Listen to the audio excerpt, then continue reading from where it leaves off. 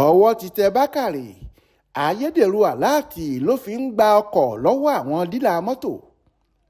Ọkùnrin ẹni ọdún 22 kan, Bakare Ayọ̀bámi, lọ́wọ́ pálábá rẹ̀ ti ségi lọ́sẹ̀ tó kọjá yìí pẹ̀lú bọ́wọ́ àwọn agbófinró ṣe tẹ̀ ẹ́ lórí ẹ̀sùn pé ó fi Ayederu Alaati lu àwọn dílà onímọ́tò kan ní jìbìtì lẹ́yìn tó ti gba ọkọ̀ olówó ńlá lọ́wọ́ wọn.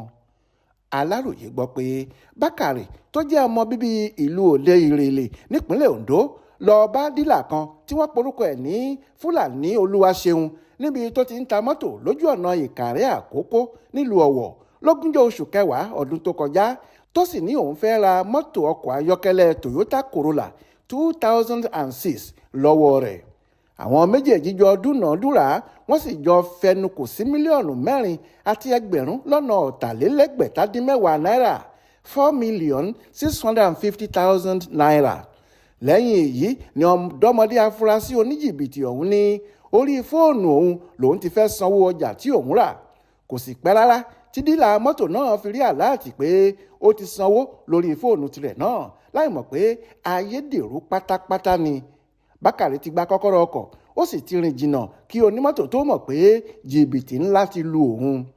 Ọjọ́ 26 oṣù kẹwàá ọdún 2023, ìyẹn lẹ́yìn ọ̀sẹ̀ kan gbáko tí Bakare ti gbé mọ́tò sá lọ, tí gbogbo agbára tí dílà onímọ́tò náà sà láti gba mọ́tò rẹ̀ padà kò sí èso rere, ló lọ́ọ́ fẹjọ́ sùn àwọn ọlọ́pàá lágọ̀ọ́ wọn. Látìgbà náà làwọn agbófinró ti bẹ̀rẹ̀ sí í dọdẹ títí tọ́wọ́ fi padà tẹ òun àti ẹ̀mẹ̀wá rẹ̀ kan tí wọ́n ń pè ní Abdullahi Abubakar nípínlẹ̀ Èkìtì. Ìlú Òṣogbo nípínlẹ̀ Ọ̀ṣun ni wọ́n ti padà rí ọkọ̀ ọlọ́kọ̀ tó jí gbé sá lọ. Kódà wọ́n tún bá mọ́tò ayọ́kẹ́lẹ́ Toyota Camry 2014 kan níkàáwọ́ rẹ̀. Ọ̀nà kan náà tó fi jí Toyota Corolla gbé ni wọ́n ló lò láti fi lu ẹni tó ní ọkọ̀ náà ní jìbìtì mílíọ̀nù 6 àti ẹgbẹ̀rún lọ́nà 200 náírà, 6.2 million. Àwọn nǹkan míì tí wọ́n tún ká mọ́ ògbólógbò oníjìbìtì ọ̀hún lọ́wọ́ ní fóònù olówó ńlá kan, iPhone 12 Pro Max, èyí tí owó rẹ̀ tó mílíọ̀nù 6 náírà.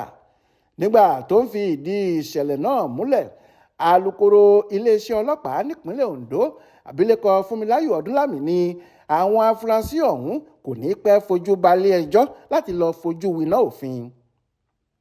Olúṣèyẹ Iyadé ló ṣàkójọpọ̀ ìròyìn ọ̀hún fún Aláròyé online television.